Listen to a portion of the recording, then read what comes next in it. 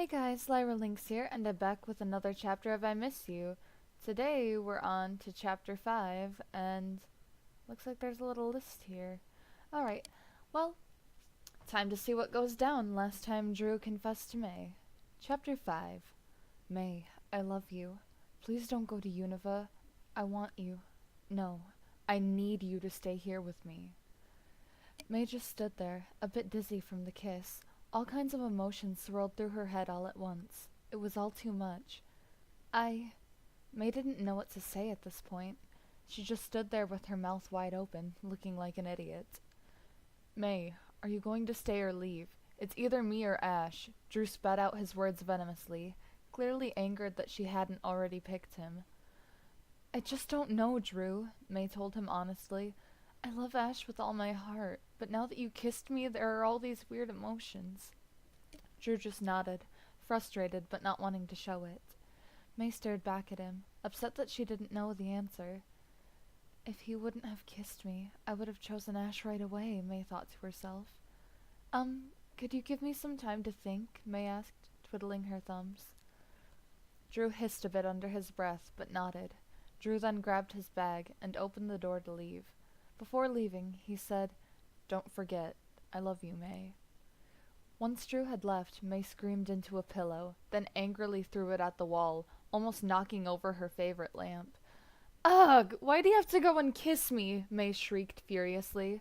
She had forgot that Beautifly was still in the room. I wonder if that should have been forgotten.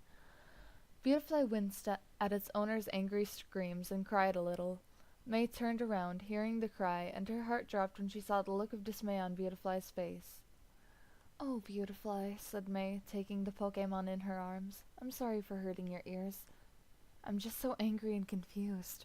Does Beautifly have ears? I mean, I guess it might have holes in the side of its head or something to hear.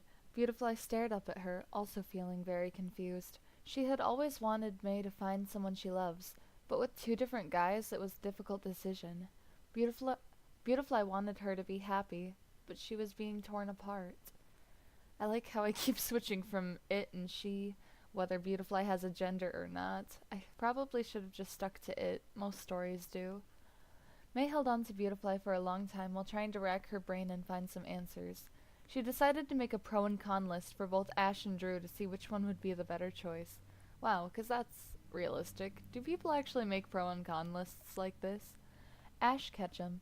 He has awesome hair, confident eyes, style all his own, is my friend, likes to eat. Cons. Messy, overconfident, thinks only of battles, truth. Is only friends with me, has weird taste in music. Did I just make that up? Alright.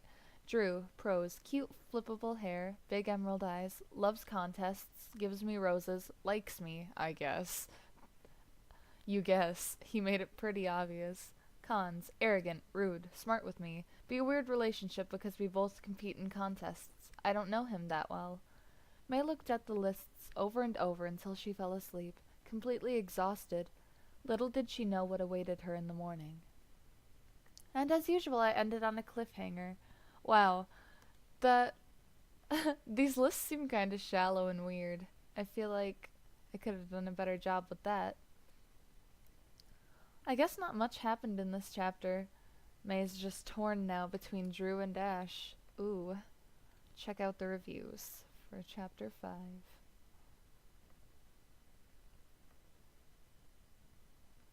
Alright. Ruru Puppy 2854. Ooh, a cliffhanger. Haven't seen those much. Great chapter, Ichigo. I wonder what's going to happen in the morning. The Unknowing Claw 213. Great chapter, but is it advanced shipping or contest? Tricky. I wanted it to be unclear, even though, as I've said a million times before, I feel like I made it way too obvious. I mean, apparently enough for people to have to keep asking me, so maybe it wasn't that obvious. Tyler.Tran. Wow, that is very surprising. Anyways, I loved the story. It was great and I hope you make more. Ultratron. May better choose Ash or I'm gonna kill you. Oh gosh. Just kidding about the last bit. Great chapter, man. You know how to make me want to see the next chapter.